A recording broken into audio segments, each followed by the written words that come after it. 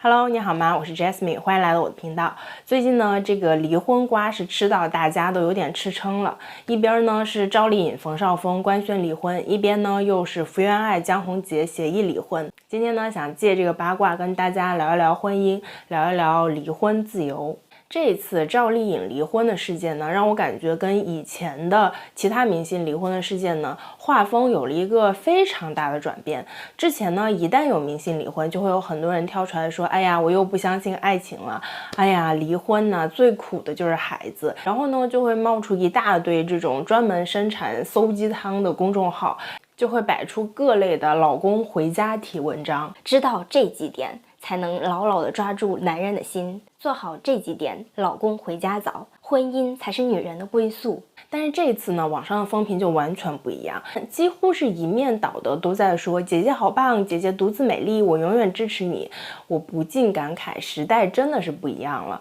女性意识真的是觉醒了。当然呢，我觉得还会有一些比较讨厌的声音，我称之为震惊解密题。赵丽颖离婚真正的原因竟然是她男方婚内包小三，赵丽颖离婚后憔悴痛哭，震惊她婚前曾遭家暴。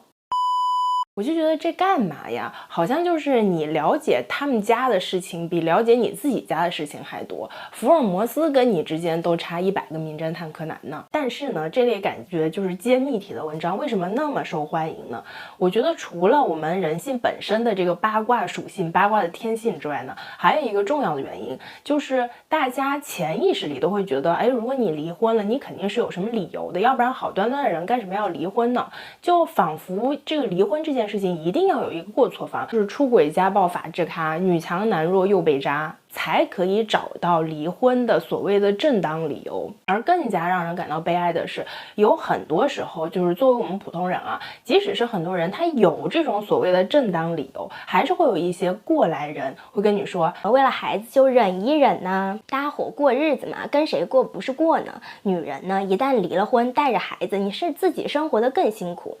我真的觉得就是因为我们在这种话语体系下待了太久太压抑了，所以当赵丽颖啊像福原爱呀这样独立的女性离婚的时候，我们就是几乎是一片欢腾，就觉得哎呀，我们女生终于有离婚的自由了。其实很多时候明星的结婚离婚，包括明星的很多动态，它会给我们的思维打开一个口子，它会让我们知道婚姻是选择而不是义务。我们每一个女性都可以像一个真正的人一样，可以有正常的感情诉求，而不仅仅是一个只会在工作和家庭之间来回连轴转的工具。很多人就会说了，其实明星他们不一样啊，因为他们有钱，所以他们有更大的选择的自由。首先我必须得承认啊，虽然钱不是万能的，但是钱对于我们普通人来说，真的是可以给我们生活中遇到的绝大部分困难起码多出一个选择的机会。作为一个知乎婚育问题小达人啊，我经常收到很多的问题，就是类似于说老公出轨了要不要选择原谅，要不要离婚，跟婆婆有很大的矛盾要不要选择隐忍，老公不尊重我要不要选择离婚。然后绝大部分这样的问题，你打开它的第一段都会明确的写出我是一个全职主妇，我没有收入。我觉得每当这个时候，我会觉得特别的悲哀。当我看到这句话的时候，我就已经知道了这个问题是非常不好回答的。当你没有经济独立的时候，你是没有选择权的。当然啦，离婚自由的阻碍绝对不仅仅是金钱，我觉得人格独立比经济独立来的还要重要。一段好的亲密关系，一段好的婚姻，它本来就是两个成熟的个体的结合，相互滋养，相互给予对方能量，来实现两个个体更好的成长。最好的关系是相互滋养的，而最坏的关系就是相互消耗的。所谓的婚姻自由，所谓的离婚自由，是一个独立的个体，你有这样的能力去获得并且经营好一段健康的关系，也有这样的底气去坚决的抛弃掉一段不好的关系。那怎么样来判断你是不是一个成熟的个体呢？你可以问自己几个问题：当你一个人的时候，你还有没有能力过得开心呢？当你有负面情绪的时候，你能否自我消化，而不是把情绪转嫁给其他人，要对方为你的情绪负责？当你遇到困难时，是否依靠自己的力量就可以解决，而不是期待对方的帮助？当你需要得到外界认同时，是否通过提升自己，而不是把对方或者孩子来当做你面子的来源？当你需要更好的物质生活的时候，是否自己的实力可以撑得起自己的野心和欲望，而不是期望有人来替你买单？可能有人就会说了，既然我都这么好了，这么有能力了，那我为什么还要去结婚？为什么还要找一个伴侣呢？自己安安心心的搞钱不香吗？就特别是在大城市啊，很多女孩子就有这种我觉得是比较偏激、比较极端的想法。首先呢，这种想法忽略了在生活中相互陪伴的重要性，忽略了亲密关系的重要性。那再者呢，我觉得生活是有很多个面的，你的婚姻或者说亲密关系，你的事业，包括说你的爱好、朋友、家人，都是生活中不同的面。我们在人生中不可能任何时候的任何方面都是顺风顺水的。当你在某一个方面遇到瓶颈、遇到障碍的时候，你可以有其他方面把你的人生再撑起来，这样你才可以很好的调节好自己，不容易全面的崩溃，不容易陷入消极的情绪当中。所以并不是说我努力了，我优秀了，我就不需要一个亲密关系了，而是我优秀了，我成熟了，我才有这个能力去找到并维护好一个亲密关系，并且我才有能力去发现什么是好的亲密关系，什么是不好的。下面呢，我就要说一点可能有一点政治不正确啊，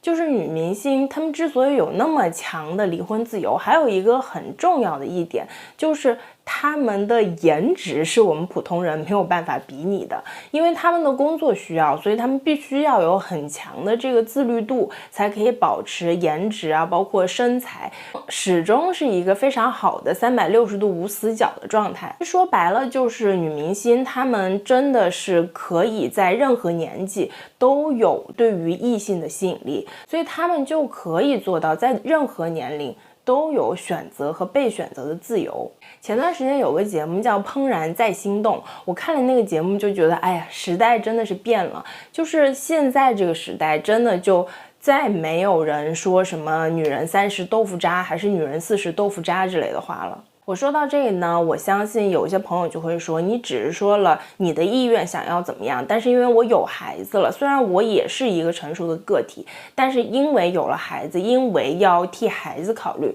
所以我就没有了离婚的自由，我就没有选择了。我不同意这个观点。当你说自己没有选择的时候，其实你已经做了选择，你已经遵从了自己内心的价值排序，那就是要给孩子一个完整的家，哪怕是表面上看起来的完整的家是最重要的。仅仅是这一点就超过了你的感受、孩子的感受以及所有其他的方面。可是孩子的身心健康它不取决于家庭的形式，而更多的是在于养育者内心是否充盈，养育者自己是不是快乐，是不是有能力给孩子更多的爱和一个健康的成长环境。我见过很多单亲家庭的孩子，他们过得也很好，我也见过很多没有离婚，为了孩子在婚姻中不断妥协的家庭，过得很不开心。在育儿中最怕的就是这种牺牲感、奉献感，因为这个是孩子小小的身体无法承受之重。成熟的人会深思熟虑之后，然后做出自己不后悔的选择。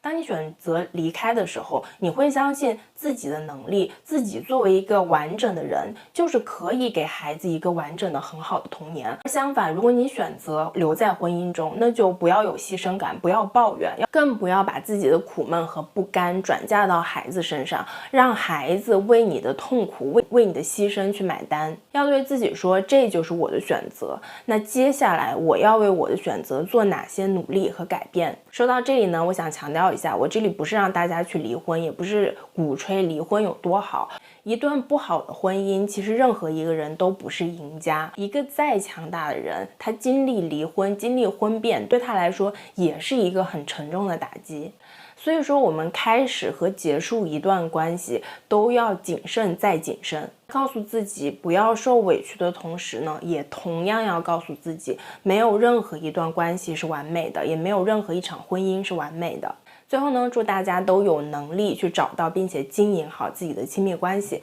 也希望我们每一个人呢都有足够的能力、足够的底气去离开一段不好的关系。当然啦，别忘了给我点赞、订阅我，那我们下期再见喽，拜拜。